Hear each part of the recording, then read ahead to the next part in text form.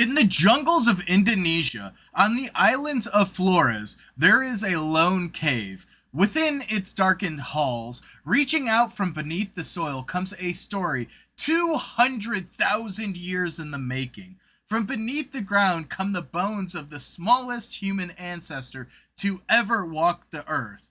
They are Homo Floresiensis, and this is their story.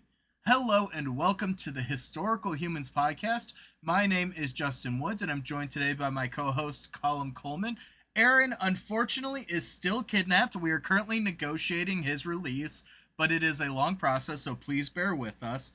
But today, we are going to meander to the world of the Homo Floresiensis, also known as the Hobbit, and that will be hopefully the last time I say that word, just because a certain estate is very litigious. It will not, but we should be able to avoid any lawsuits associated with this, as we are technically not using it in relation to any of those works. But yeah, no, this is an odd little bit of human history. It's not even prehistory; it's proto-human prehistory. But also quite little because this is one of the smallest hominid species ever. Yep, And that it's is also exciting. it's also one of the last.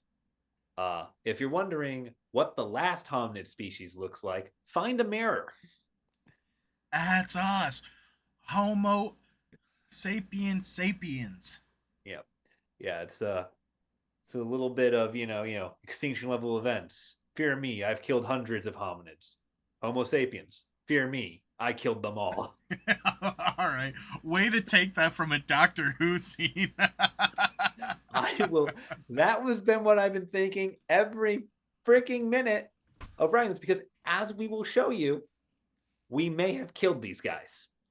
Oh, 100% we did. We are almost directly responsible for the ending of the Denisovans as well as the Neanderthals. Yep. There's a reason why humans both share a portion of DNA with all of these species, but also have overlapped and coincided with many of them. Yep. Yep. So what's interesting about Floriensis here, or Floresiensis, I cannot say their name. Floresiensis. Yeah. What's interesting about our Flores guys here is they lived for a relatively short period of time, evolution speaking, 190,000 to 50,000 years ago, which means that their entire time they were inhabiting the Earth, they lived alongside modern humans. Homo sapiens emerged approximately 300,000 years ago, which means that technically this is a little cousin. The interesting thing is, though, and we'll get more into this speculation as time goes on, of that what may have led to their direct evolution is their isolation. Yep. Yep. You see, these this species, like the dodo, it was found only in one place on Earth, and that is the island of Flores in Indonesia. They are exclusively the inhabitants of this island. They don't go anywhere else. They don't exist anywhere else. And because of that, they're named for the island. Floresiensis is literally, of Flores. It's the species of Flores. There is a fun theory which has been disproven that says that Floresiensis here, was a group of modern humans that traveled to the island of Flores and got stuck.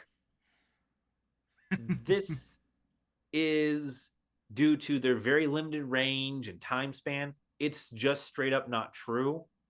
Humans have a lot of traits that they do not, and they in fact share a lot of traits, as we'll get into here, with a lot of older species that humans were a branch of a branch of a branch off of.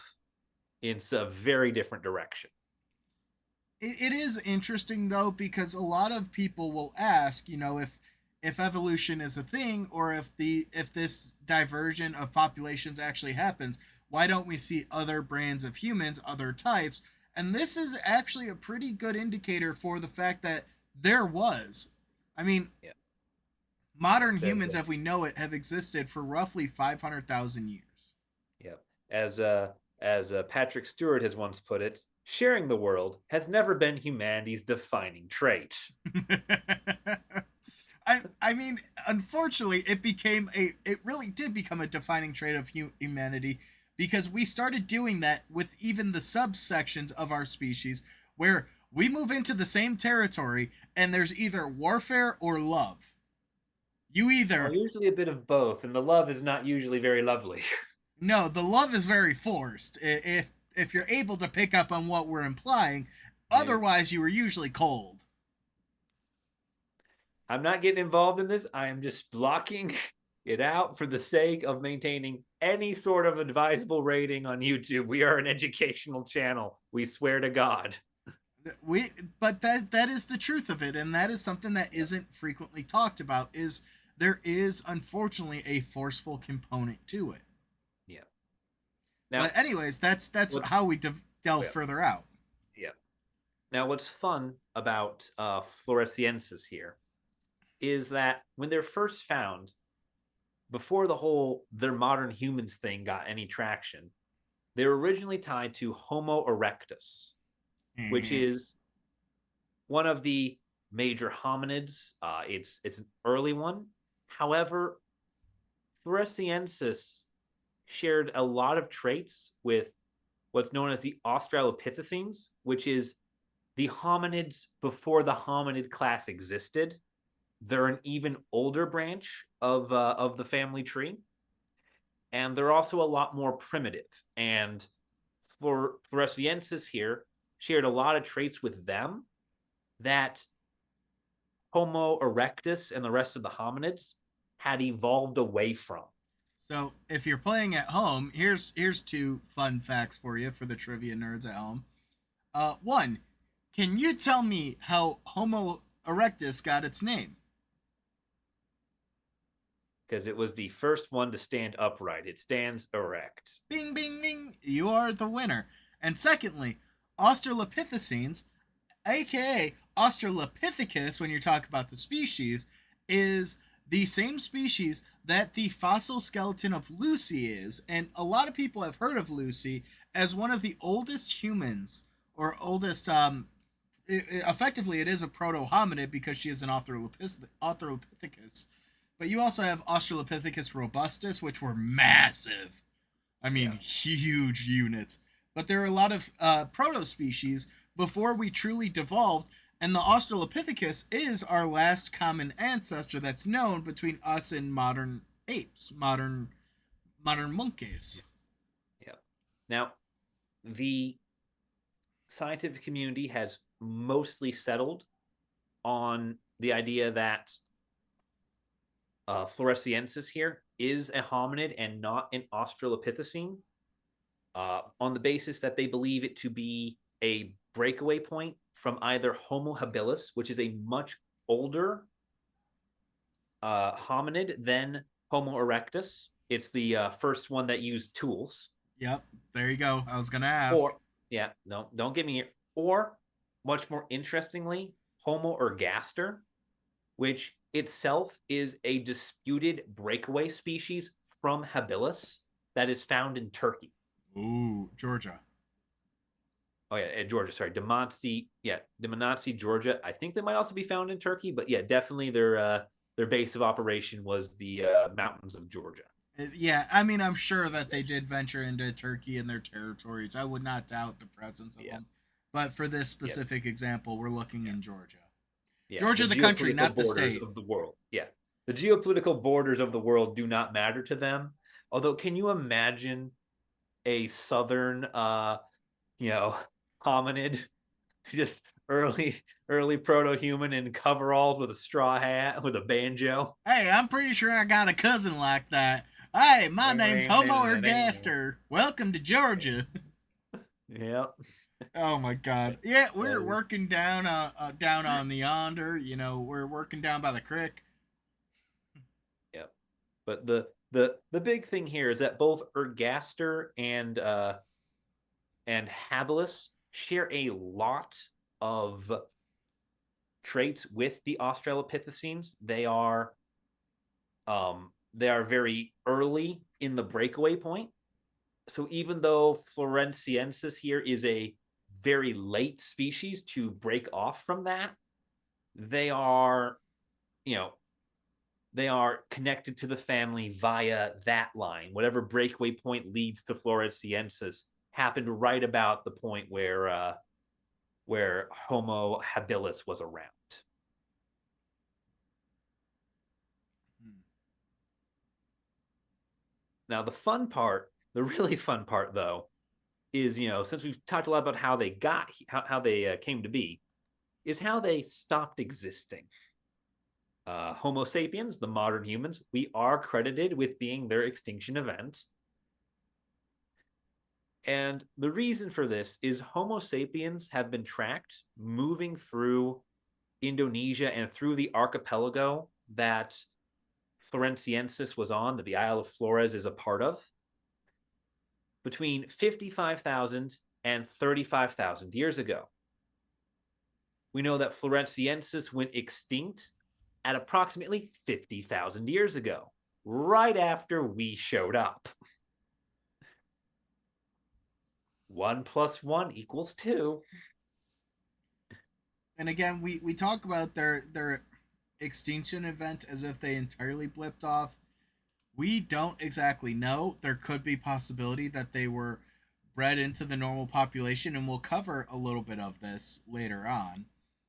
Yep. But modern humans didn't actually settle the Flores Island until approximately 11,000 years ago, which is very, very recent when you look at the 500,000 year history of humankind. I mean, that's like 1150 when you look on the grand clock of human experience. Yeah. And the reason for this is because the Isle of Flores, at no point during which any hominid species existed was there ever a land connection to it. It has been an island since before any of our ancestral species really came into existence. Which poses a very interesting connection or very interesting conversation that scientists are trying to figure out. Did they swim that several kilometers from one island to the next? Did they perhaps develop some level of seafaring, which is a fascinating conversation because the world really begins to open up as soon as you start sailing. Yeah. So the real question with them is how did they get there? And why is it that they never seem to get off? They've been Robinson Crusoe'd onto this one little island. Imagine they swam there and they're like, that was such a pain in the ass. I don't want to go back. Plus, why Yep. would we leave? We've got beautiful weather, there's palm trees.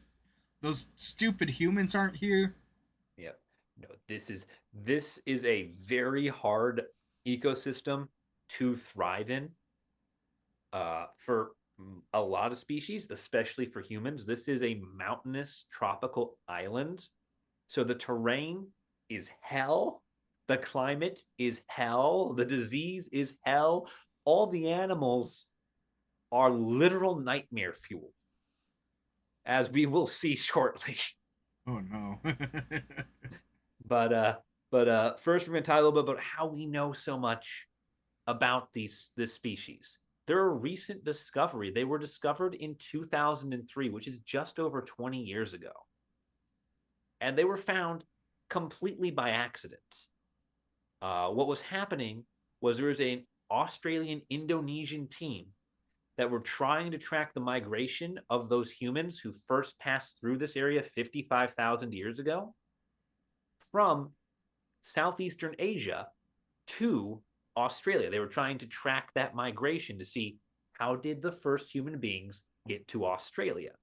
Because Australia, as anyone who's looked at a map might realize, is pretty heckin' far from any other major landmass. So getting there is a pain in the ass. And what happened is they came to this cave called Liang Bua, where they found the remains of 12 distinct individuals, including one complete skeleton with a skull, which they named LB1. And this cave is the only place on the Isle of Flores that Floresiensis has been definitively found. It's interesting because that is a very human or hominid trait of going to caves. Doesn't Yeah. matter what subspecies of human you are, we almost universally have always been attracted towards caves, either for burials like this or for even potentially habitation, because instead of needing to build a shelter, you can just live in a cave. Yep. Yeah, And definitely.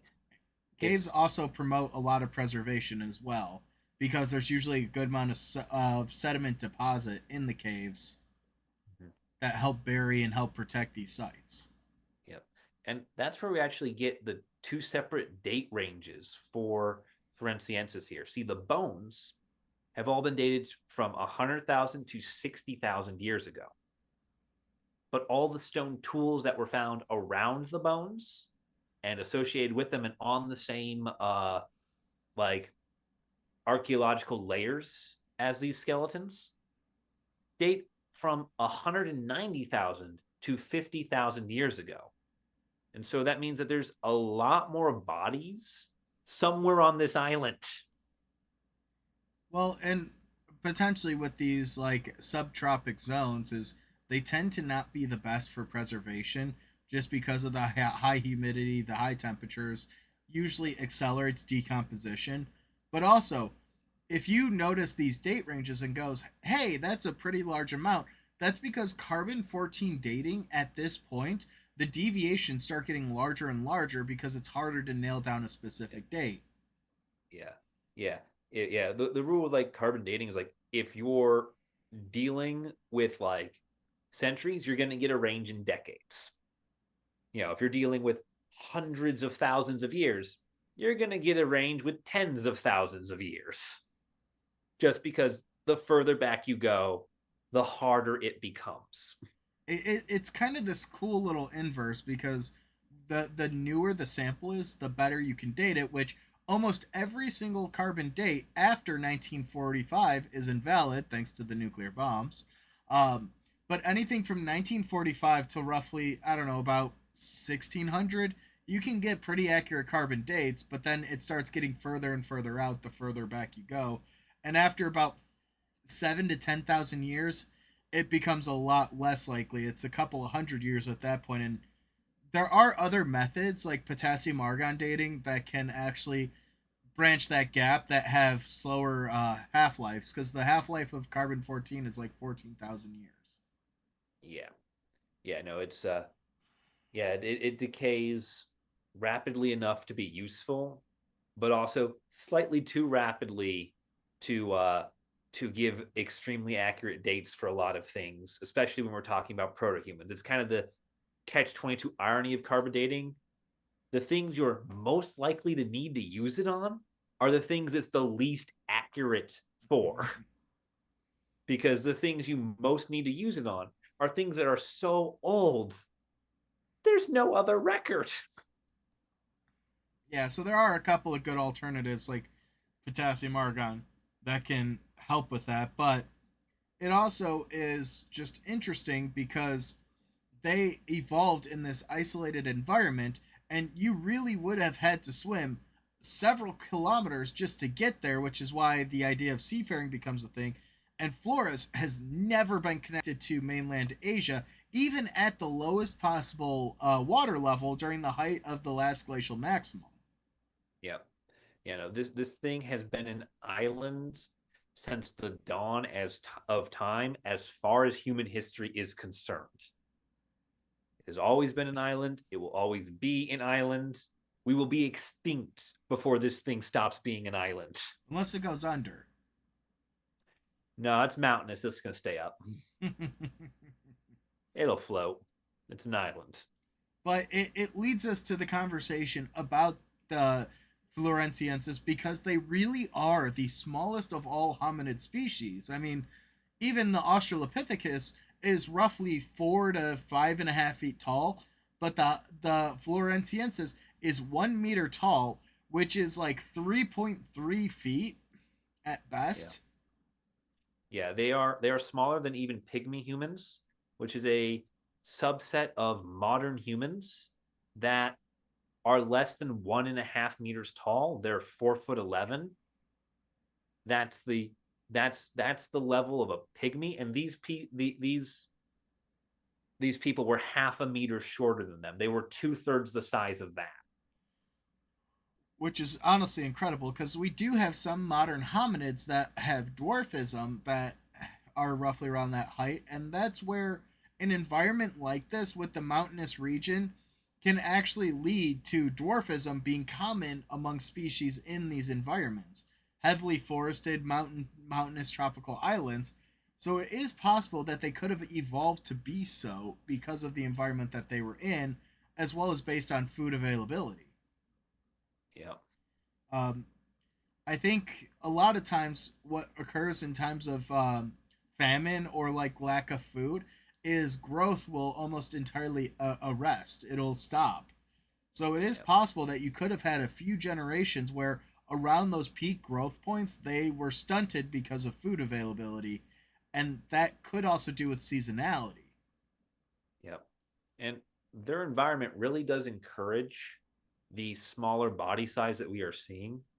This is a heavily forested, mountainous tropical island, which, given how isolated it is, dwarfism is a very common survival trait among species that live in these environments. Bigger animals become increasingly smaller in an effort to conserve energy and to make better use of the extremely limited resources that exist in such a confined space. Um, One of the favorite foods the of the Floresiensis here was known as was a really tiny elephant. I forget what it was called. Um, but basically, it's a pygmy elephant, and so this thing was an actual elephant. These were actual elephants from Asia that got stuck on this island, and they shrunk down to big enough for a couple people to carry.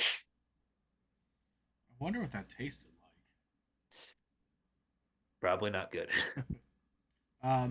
But even the Floresiensis did have some distinct differences from modern humans, mainly that they had a broad pelvis and hunched shoulders, which made them a lot squatter. I mean, they were effectively the dwarves. Yeah, Screw hobbits, they were dwarves. yeah, yeah. They live in the caves. It's not a hole; it's a cave. Oh my god, they're dwarves! Diggy diggy hole! Yeah, it's gonna come around like one's gonna have a perfectly preserved beard. Yeah, yeah, the women had beards, the men had beards, the babies had beards. Yep, yep. One can Their only dream. brains were incredibly unique. They had a small size, only 380 cc's, which is the same as a chimpanzee, and about the third the size of a modern human. And once again, energy conservation is the name of the game on this island. Smaller brains require less energy. And so they had this smaller cranial capacity for the purposes of just being able to get enough calories to get the damn machine running. That's interesting too, because I do wonder how it affected their cognitive abilities and how it impacted some of the things that humans have or that even like Neanderthals had, such as the ability of complex thought or like speech. Yeah.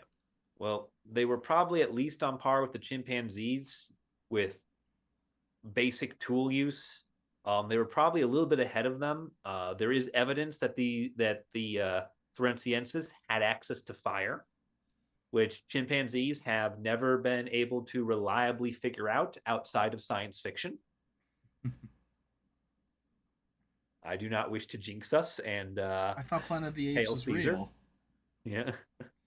Um, it's very interesting, and one of the things that is highlighted is their skulls were a lot thicker too than modern humans, very similar to Homo erectus, and they had very pronounced brow ridges. And this kind of also ties into the fact that they had an enlarged Brodmann area 10, which is where the part of the brain that's used for complex cognitive activities. So they were able to have that higher level thought. Yeah. additionally, we're not quite certain what their full cognitive level was because they have features in their temporal and frontal lobes that are not found in modern humans. And the actual combination of various brain parts within the Floresiensis skull is not found in any other hominid species.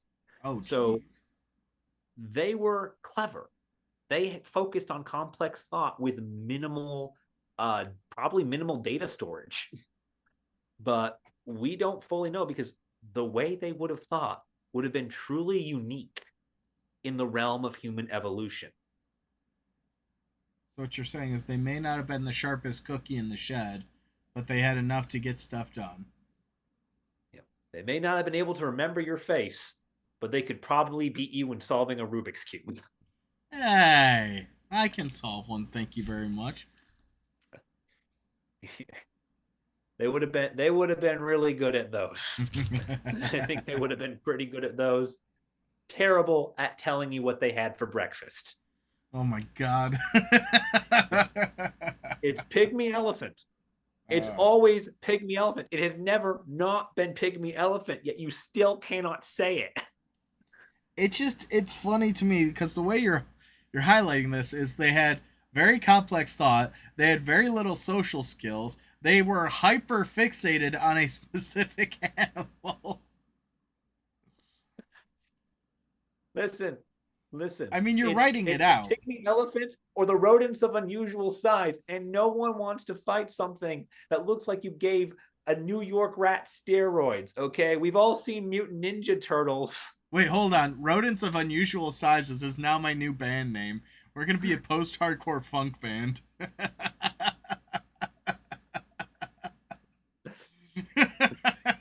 New York rats got nothing on what's on this island.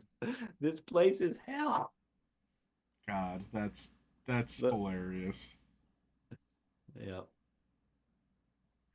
One of the fun things, one of the things that they have that's very similar to early human ancestors, one of the things that shows that they are part of the hominid tree, is they have these long feet and thigh bones, which is very similar to a lot of our early ancestors, compared to a lot of our precursors in the Australopithecines and earlier. Um, you know, the opposable thumb foot is very round and not very long. And so they get that long leg and those long toes and feet bones going into those arches, trying to maximize the ability to stand upright without wobbling. God, human feet, when you actually like break it down and look at them, are so bizarre compared to the rest of the world, the rest of the species. Bi- Bipedalism is a design flaw, but we are running with it to the end build. Yeah, no, and that's really what it is. Bipedalism is a flaw, not a feature, and yet the human body's just like it's a feature, not a flaw. Oh my God. The Lord is Bethesda. We were designed by Bethesda. Yes, exactly. They're not features. They're not flaws, they're features. Our opposable thumbs, our bipedalism. Why do you think humans have such messed up hips? Persistence running. Oh God. Oh God. The eye color thing too. This, Different eye colors have all sorts of different adaptive problems. this is effectively like same with our even our skin tone. The lighter skin tones are a maladaptive practice. We have become Yeah. more susceptible to skin-borne disease because of that. You know, hell, was it brown eyes? Make you really good at binocular vision in high light conditions, like say open plains and savannas, but make it a lot harder for other human beings to intuit your intentions, meaning it hurts our social cohesion while at the same time helping us catch prey. I mean, I can say firsthand, I have blue eyes and I cannot see when it is super sunny and bright out. I was not built for those environments. No, And no, who but would yeah, have thought that something so beautiful could be so problematic and deadly? yep. Apparently, whatever the hell is designing us, we're like a creature in spore. We just We just got some like 10-year-old just tacking shit on because they think it looks cool. Got no idea for function. That's what I think the worst part is, and that's why I don't understand people that deny evolution, is because if someone created humans as we stand, as we are, they made so many mistakes. Like Yeah, the that's fact a that we are actively evolving to where people are being born without wisdom teeth in their mouth or pinky toes for balance. look. I'm just gonna put it out there right now. There was somebody somewhere said they did it in 7 days, and you cannot work with a one-man crew on that kind of deadline and expect shit to come out okay. No, that's definitely the type of mentality that came out of the manager and not the floor employees. Yeah, We run a type shit vastly around here. vastly overestimating the the speed at which the project can be completed. Joe, you guys are able to finish this 3 month long project in about 48 hours, right? Yeah, You know, the it's the stakeholders really are invested in this. yeah, it's the what's the saying? 9 women can't make a baby in a month. I've never heard that, but that is interesting. It's an interesting one because if it takes one woman 9 months, surely 9 women can do it in 1 month. You know what? We got to put it to the test. Let's go. Anyway, really interesting quirk of Floriensis here, Floresiensis. Uh, their bones are so new that they haven't been fossilized, which means that we can and are currently attempting to, as a community, as the human race, trying to extract mitochondrial DNA from their bones because it has survived in there. So far, all attempts at this have failed, but that is due mostly to a lack of the necessary precision tools and the desire to not accidentally destroy one of the only 12 specimens on Earth of an entire species. I do think that is partially how we're able to tell that there are some overlaps between humans and Floresiensis as well. But that would be interesting. And you know, we've cloned a sheep named Dolly. Who said we can't revive the Floresiensis? Um, I would say please don't do that. And I make this determination entirely on their tool use. Floresiensis was vicious. Their tool use style, their lithic style, has a signature mark in that all their tools were barbed. These are the barbed wire people of the lithic age. Oh man. The They wanted their weapons to serrate you, to hook in you, and to tear you apart even after the blow had been struck. That was what they were hunting with. I mean, to be fair, that's also efficiency because Yeah. if it's barbed, you don't lose your catch, firstly. And secondly, Yep. it does a lot more damage and is hyper effective, so you don't have to go trudging back up the mountain to go get your kill, get your hunt, you know? Yep. They did a thing that's very interesting that reminds me a lot of what we see with shark teeth in Maori civilizations and what we see with obsidian and the Aztecs. They would chip stones to have hundreds of little microblades on them and then embed them into the wood of a large stick or branch and swing that as a club. It is very vicious. That They would is also very. embed them into other plant matter like vines to create barbed wire. It is very interesting though because that is exactly how the Aztecs made their weapons. Was they took shards of obsidian and put them in blades, and that's how they used for weaponry. Yeah, yeah. And the Maori did the same thing with shark's teeth, and then they would just slash you with a row of shark's teeth. This is these are not nice weapons. These are not people you want to piss off.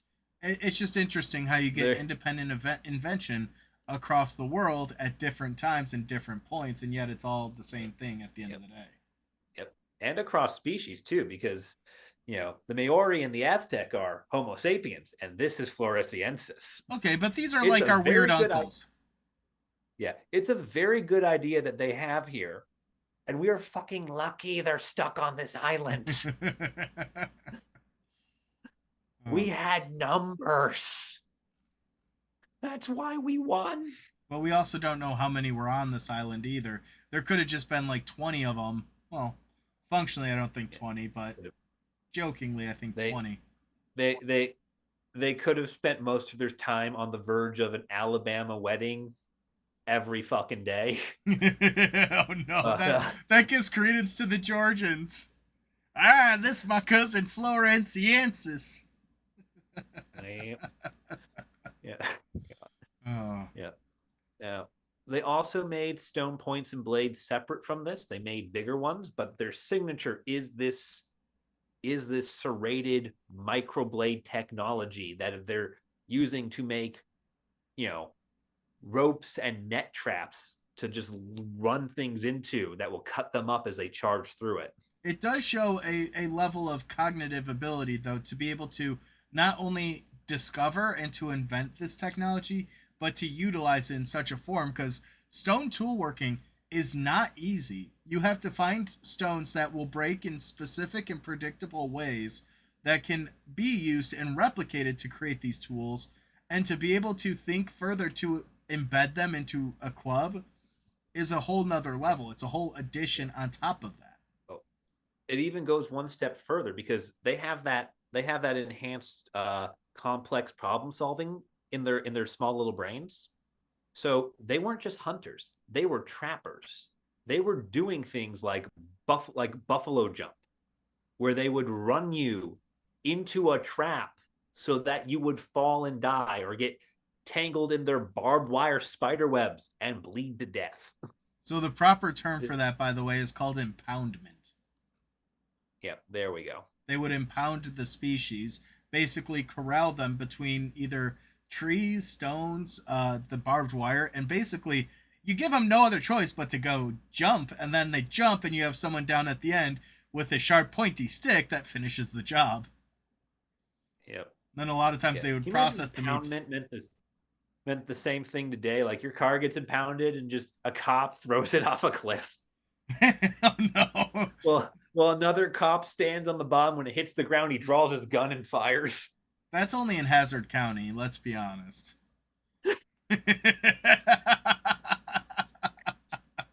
This is a bad. We are doing a bad job of being educated.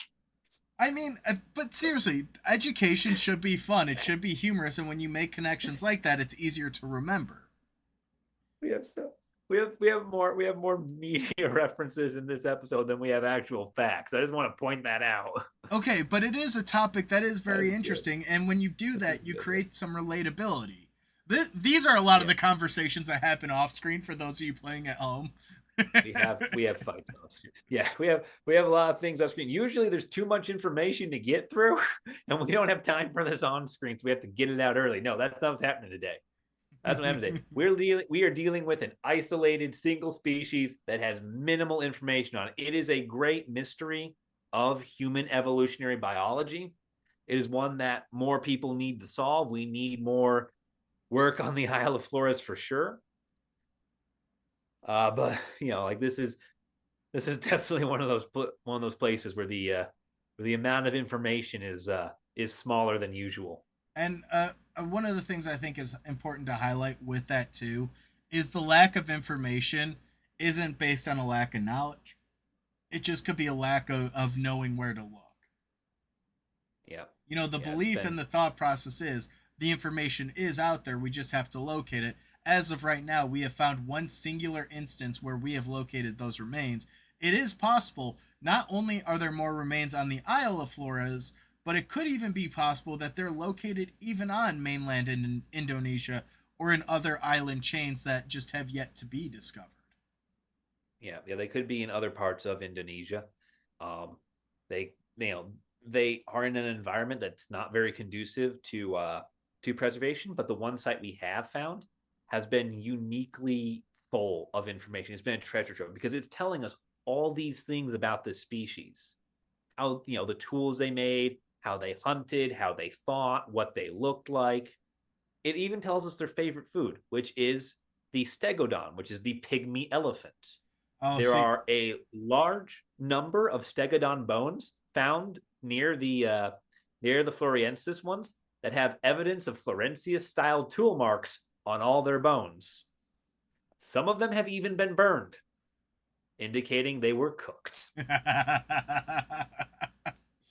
which makes Floresiensis here one of the hominid species that cooks its food, and possibly a fairly early breakaway for that. hey, Thok, you finish Stegodon Bone?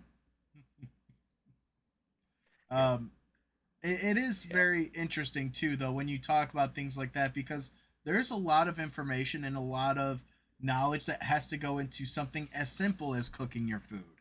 You mentioned it Yep. briefly earlier, but the idea of being able to start a fire regularly, to be able to cook the food and to burn it yourself and to prep food in that way, to be able to butcher them or know the hunting techniques, the trapping techniques, Yep. even though they do have such a much smaller cranial capacity, they still had a lot of this knowledge that had to be learned. It had to be taught. You are, as much as we like to think we're smarter than the next, you have to be taught how to make fire. You have to be taught how to make Yep. stone tools. You have to be taught how to use them effectively. Yeah, they definitely had a lot of generational knowledge here that's being passed down.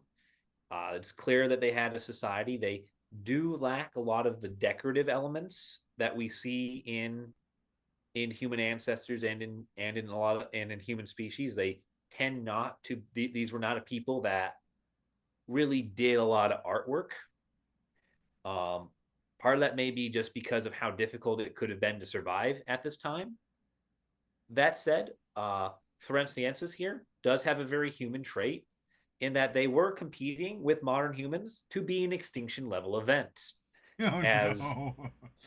Floresiensis here, if you're ever wondering what a pygmy elephant looks like, what a stegodon looks like, you will never find one because Floresiensis is credited with driving them to extinction. Yeah, so they must have really enjoyed that food. It was probably the easiest thing they could hunt because elephants can be fairly easily persuaded to stampede. And once you can figure out how to get them to run a certain direction, you can just put traps in that direction and let them kill themselves. Do the work for you. Basically, I Hunt mean, that's the nice smarter. thing about the trapping is you have them off to the side. Yeah. Uh, but it is also cool too because one of the things that they have been able to research is to do a residue analysis where they're able to look at the surface of the tool and of the blade and see how they worked it and what they used it for. And the residue analysis shows that they not only worked wood but also plant matter. So it is very possible that they were using these for other things, like to make the spears and traps, or even further, to potentially have even used it to build shelter and housing. Yep. Yeah. Shelter, clothing, it's a relatively minimal need in a highly tropical environment, but it is still a very human need to add clothing. Unfortunately, we don't have any evidence so far of ornamentation and decoration. So if that's out there, if they did make it, it has either been lost to time or was simply not at Liangbua, It which could is be, entirely possible because we don't decorate every place we go to. We don't make everywhere look nice. well, on one possibility, it could just be that they didn't develop the part of the brain that allows for the artistic expression, or it could also Yep. be equally as feasible that they may have just only did certain things artistically, like, you know, let's just say for the sake of argument that they did their artwork on the skins of the stegodons. Yep. Those hides are not going to survive that time. They're not going to survive for that long. So it's unlikely that the artwork that if they did decorate would have survived to this point. Yep. Even just body painting for themselves. That might not have survived a lot, but there should still hopefully be tools out there somewhere that indicate pigments. None of that's been found. Again, we have established that we don't really know how their brains worked beyond the fact that they had limited cranial capacity and were very good at problem solving. Like, those are the two things we know about them. And unless we resurrect them, we are never going to find out. No. So The other thing that they're missing that is common to a lot of hominid societies, and especially to the ancestors most closely related to modern humans, is deliberate burial. The 12 bodies that were found do not appear to have been ceremonially placed in this cave. They appear to have just been there. which also poses another interesting conversation just because a lot of times, especially in caves like that, it is possible that they could have all died roughly around the same time. It could have been a house where a flood came in and they died, or, I know it's been the case in a couple of caves in South Africa with other proto hominids where a cave in had basically crushed and collapsed the roof and killed off the inhabitants. We Yeah. just don't know. Yeah, we just don't know. At the same time, they could have also just, without a lot of ceremony and, laying out of the bodies, just been dumping things in here. The And first when garbage pit. that guy died, you dumped him in the pit. Hey, And the pit was Liang Bua. Carl's dead. What do we do with him? I don't know. Just shove him in the cave. Get him out of the sun. Come on, Lenny, throw him in the cave. It's gonna start smelling if we don't. Yeah, we can't have him out here. Oh God, Yeah, it's a because morbid thought, but burials do indicate a lot about culture and society. It's why mortuary archaeology is such a fascinating topic. yeah, and one of the things too, in all the research on this was there was a lot of evidence for bones and tools that had evidence of being burned, but not a lot of evidence. There was never any mention of, say, where the burn site was. Like, we found the fire pit. So it's entirely possible that Liang Bua was where they threw things they no longer needed to get them out of the way. And the place that they were actually living was somewhere else. And that Given the lack of just, hey, look at this massive carbon deposit. There must have been fires here. well, and that is also a very common thread amongst human species is we don't tend to live amongst our dead. I mean, Yeah. in modern times, we live a lot closer to burial sites than we ever have. And part of that's just because we have created this concept of cemeteries. But Yeah. it's not a very common thing for people to go to grave sites and to live there. However, we do have evidence of almost across the board these areas where burials happen that are considered to be ceremonial, but we live elsewhere. Yeah. Let's not forget that bodies bring disease. Yeah, Egypt took the concept to a whole new level and would do twin cities, where on one side of the river you had all the living people, on the other side of the river you had all the dead ones. The necropolis of Egypt. But it is fascinating to postulate and to think about this because we don't actually know all that much about how these proto hominids, including Neanderthals, including habilis, including erectus, pretty much any of them, their ceremonial side of things. What took place along with the burial? Was it something where they just kicked the body in the cave and said that's it? Did they perchance burn the bones as some sort of offering? Yep. Yeah, we don't fully know what went on in the act of burial. We do not know what their cultural or ceremonial life was. Only a handful of them leave behind a material culture in the form of creative works like cave art and other such objects. Most of their material culture is from their tools. And you can't really tell a lot about how a person or society thinks by looking at a collection of screwdrivers. As we could tell from this screwdriver here, this human liked to screw things. Yeah. It's just one of those things, like, the tools will tell you a lot about the materials they're working with and the things they're making, but it won't tell you a lot about anything that would be ceremonial or cultural.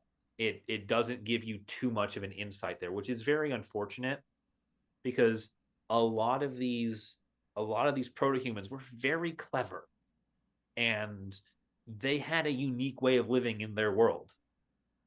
and we will never know quite what that is. We always try to get closer, but we're never going to know for sure. Well, if you want to talk about being closer, there is the findings at Mata Menge or Mata Menge, which Yeah. was a find in 2016 where they found the bones of three individuals that may in fact be Floresiensis that were one adult and two children. Yep. Yeah, these bones were found on the Isle of Flores, 70 kilometers from Liangbua. So, you know, it's a little bit distant, but it's in the same area. Flores Island is pretty freaking big. Uh, so, you know, it could be another community of the same species. The issue with the date at Monamenge is that these three individuals date to 700,000 years ago, which is pretty far away from the approximately 100,000 years ago that the Floresiensis at Liangbua were dated to. And so the most common theory is that because we know Floresiensis came from Homo erectus or Homo ergaster, which are very early breakoffs on the hominid chain, might be the ancestor species of Floresiensis, the ones that first came over across the waters and then in this isolated island evolved into our lovely little hobbit folk. So interesting. It could potentially be like a cousin species to humans because of its basis in habilit or erectus and then ergaster, and then this could potentially be even a middle ground between ergaster and Floresiensis. Yep. And one of the things that supports the ancestor theory is that the tools that are found in association with the Metamenge find, they show technological continuity with the ones that are at Liangbua.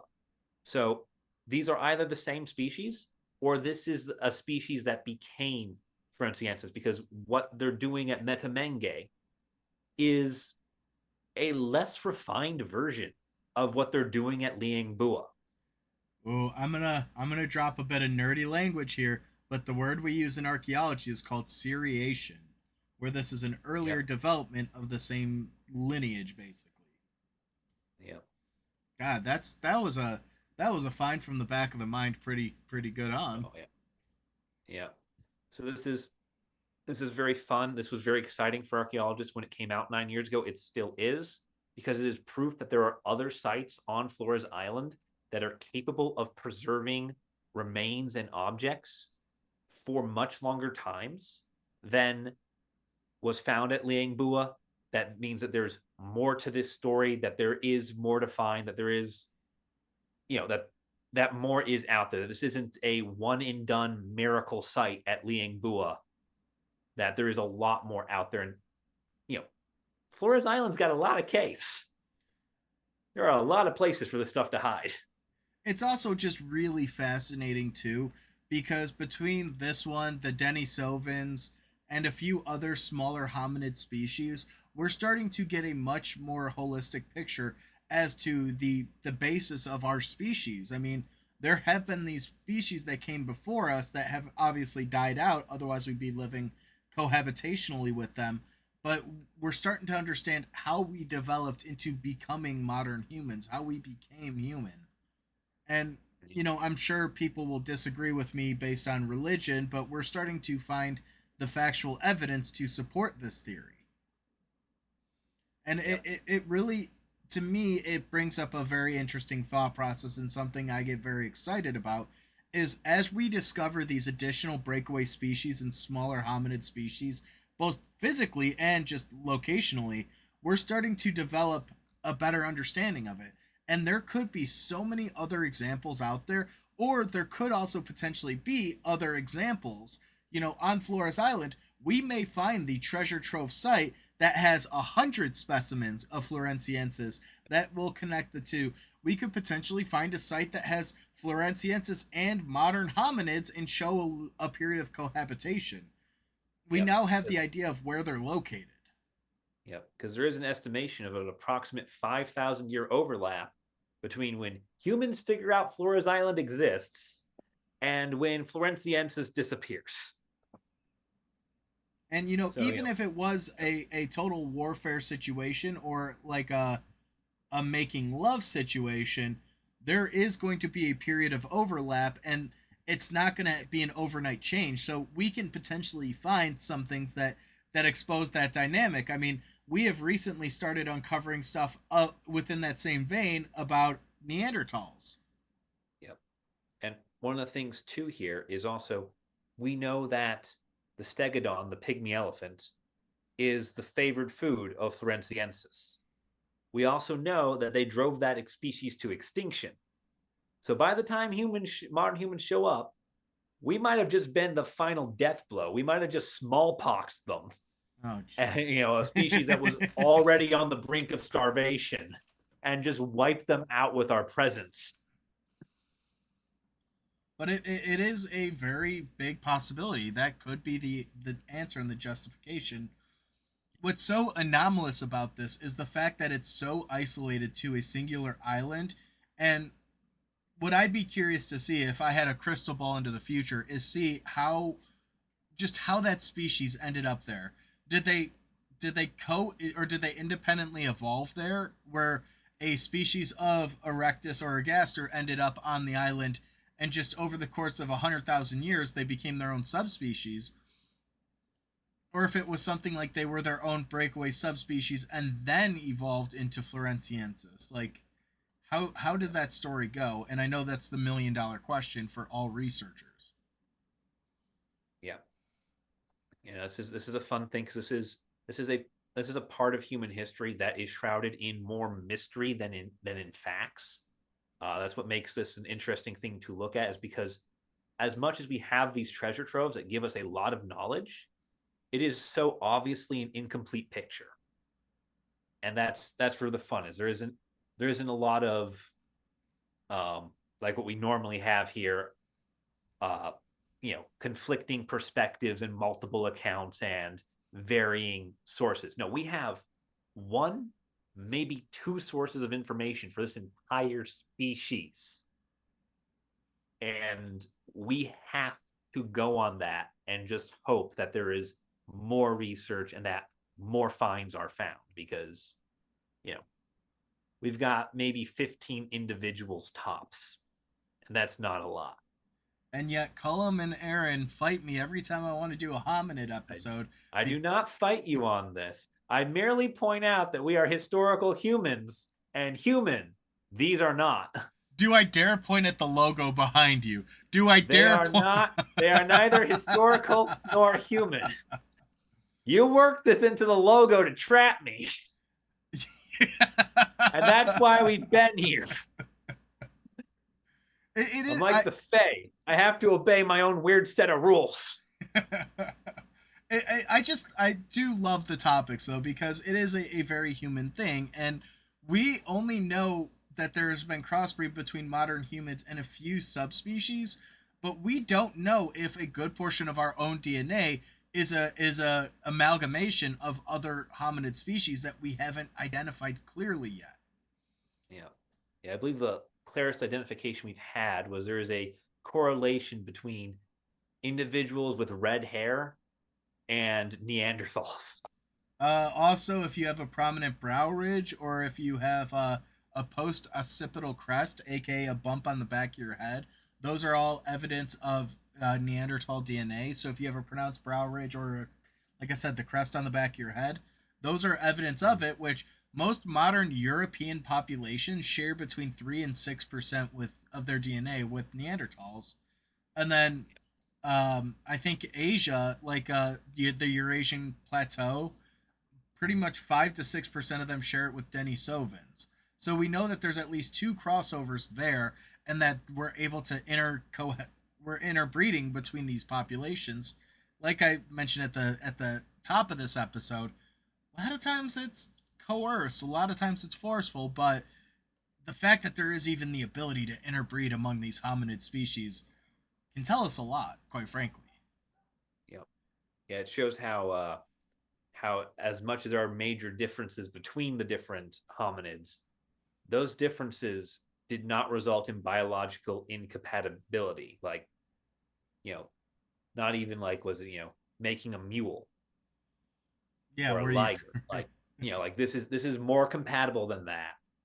And we see those things in nature.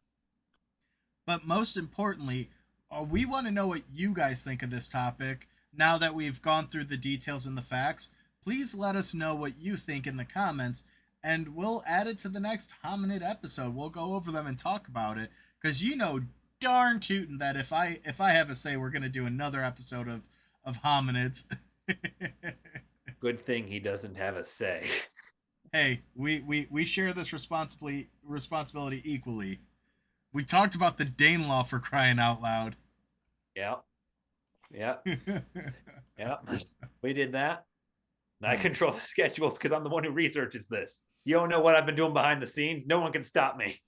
I'll go mad with power. Anyways, that's probably a great point for us to wrap up this week's episode. Let us know what your thoughts are down below, and definitely be prepared, because the next episode that we're going to be talking about is another one of my personal favorites. We're going to be covering Matthew Perry and the end of Japanese isolation. Quite the epitome of gunboat diplomacy. Yep. Yeah, we're gonna talk about Matthew Perry. It's a biopic, and it's he's a very interesting man. But that's probably a great point for us to wrap up on this episode. We will keep you guys updated how the negotiations for Aaron's peaceful return may be, but that is still up in the air at this current point. I've honestly forgot who we said had him. It's the he's been gone Pinkertons. so long. It's always We've been the been, Pinkertons. We've begun working on a crude mashed potato mannequin to replace him. See, we need that third voice. You go back to the research archives while I'm sitting here negotiating. We all do our jobs. Anyways, thank you guys for watching. Let us know your thoughts, and we'll see you in the next one. Peace.